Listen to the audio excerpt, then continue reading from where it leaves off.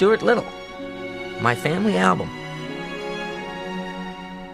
Hi, I'm Stuart Little, and this is a picture of me. I'm 4.5 inches tall. Even though I'm small, I still manage to get into all sorts of adventures. I used to live in an orphanage with lots of other kids. Mrs. Keeper took care of us. She tried to find the perfect family and home for each child, including me. The trouble was, nobody wanted a mouse for a son. Until Mr. and Mrs. Little visited the orphanage. There were so many kids to choose from, but Mr. and Mrs. Little said they looked at me and just knew. Just like that, I became Stuart Little. My parents took me to the most wonderful place in the world, my new home. There I met my new brother, George, who wasn't too happy to see me. I guess George didn't want a mouse in the family. And neither did Snowbell, the family cat. As soon as I walked through the door, Snowbell tried to eat me. My parents tried to make me feel at home. My room was all ready and waiting for me. Everything was just a little bit big for a mouse my size, which made things very tricky. One morning, I was brushing my teeth when George accidentally threw me down the laundry chute with his pajamas. I ended up in the washing machine.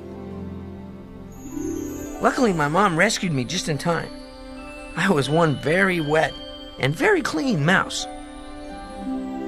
Little by little, I started to really feel like one of the family. And what a family it is. All of the little relatives came to my party to meet me. It was a fairy tale come true. Everything was going well, except George still didn't like me. But he did like to build miniature models, and he had created an amazing miniature world in the basement. There was a train set, a western town, a miniature car, and an incredible model sailboat called the Wasp.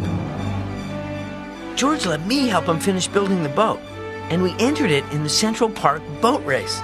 At the last minute, the boat's remote control broke. I sailed the Wasp and won the race.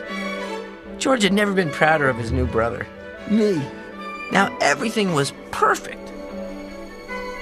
Until Mr. and Mrs. Stout arrived. They said that they were my mouse parents, and they wanted me to live with them. With tears in my eyes, I packed my suitcase and left with the Stouts. Little did we know that Snowbell and a mean group of alley cats had convinced the Stouts to lie. They weren't my parents after all. My mom and dad told the police what had happened. It didn't look like I was ever going to see the Littles again. But my brother George wouldn't give up. He plastered posters about me all over the city, while I left the Stouts and tried to escape the alley cat's clutches and find my way home. In the end, it was Snowbell who saved me. He realized that I was a true little after all, and he stood up to the alley cats and defended my honor. Now we're one big happy family.